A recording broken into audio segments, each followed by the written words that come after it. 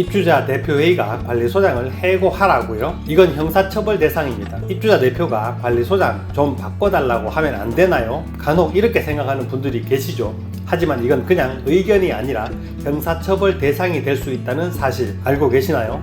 오늘은 실제 판례를 통해 입주자 대표회의나 입주자 등의 부당 간섭이 어떤 것인지 하나씩 알아보도록 하겠습니다.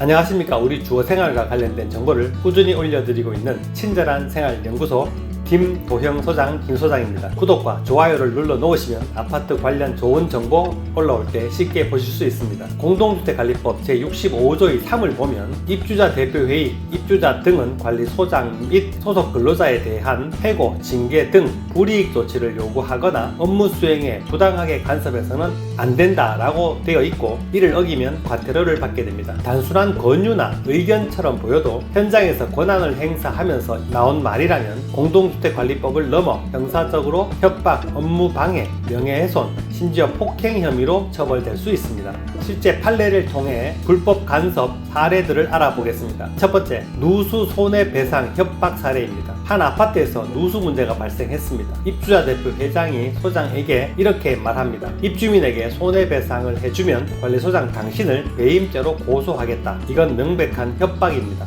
업무 판단을 방해한 것이고 불법 간섭에 해당됩니다. 둘째, 승강기 교체 공사 갈등 사례입니다. 한 아파트에서는 승강기 교체 공사가 지연되자 입주자 대표 회장이 소장을 폭행하고 심지어 허위 사실로 고소까지 합니다. 결국 관리소장은 정신과 치료까지 받고 사임하게 되는데 이건 이미 범죄입니다. 폭행, 허위 고소, 업무 방해까지 다 포함됩니다. 세 번째, 회장의 독단적 교체 요구 사례입니다. 또 다른 아파트에서는 입주자 대표 회장이 입주자 대표회의 심의 없이 관리소장 교체를 여러 차례 요구했습니다. 입대의 의결 없이 개인이 인사권을 행사했다면 그건 명백한 불법입니다. 그리고 대표회의는 처음부터 인사권이 없습니다.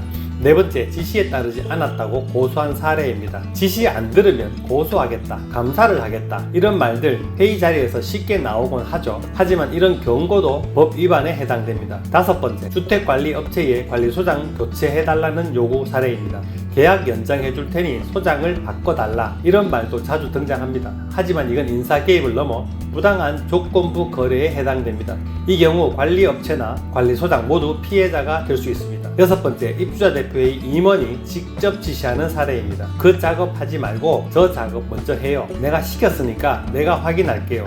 이런 식으로 관리소장을 거치지 않고 직원에게 직접 지시하는 것도 문제입니다. 업무의 공식적인 라인을 무시한 행동으로 직권 남용 또는 권리권 침해입니다. 일곱 번째로, 사업자 선정 개입 사례입니다. 저 업체로 해줘, 내가 아는 데니까. 사업자 선정 시 법적 절차 무시하고 지인 업체를 끼워 넣는 경우가 종종 있을 수 있습니다. 하지만 입대위의 권한을 넘어서는 월권입니다. 감사 결과에 따라 입찰 비리로 처벌받을 수 있는 사항입니다. 찬조금, 물품 요구 사례입니다. 재계약 조건으로 뭐 좀 해달라, 이런 요구는 명백한 금품 요구입니다. 명칭이 뭐든 금품이든 물품이든 오갔다면 이건 형사처벌 대상입니다. 입주자 대표회의는 아파트 입주민을 대표하는 기구이자 공동체의 운영자입니다. 하지만 관리소장 교체, 직원 지시, 사업자 선정 등은 절대 개인 판단으로 할 수 없는 영역입니다. 법은 명백히 말합니다. 관리소장에 대한 인사간섭은 법 위반이다. 관리 업무 수행에 간섭하면 형사처벌 대상이다. 따라서 관리소장을 포함한 실무자들은 아래 내용을 지켜 자신과 조직을 보호해야 됩니다. 첫째, 입주자 대표회의 회의록에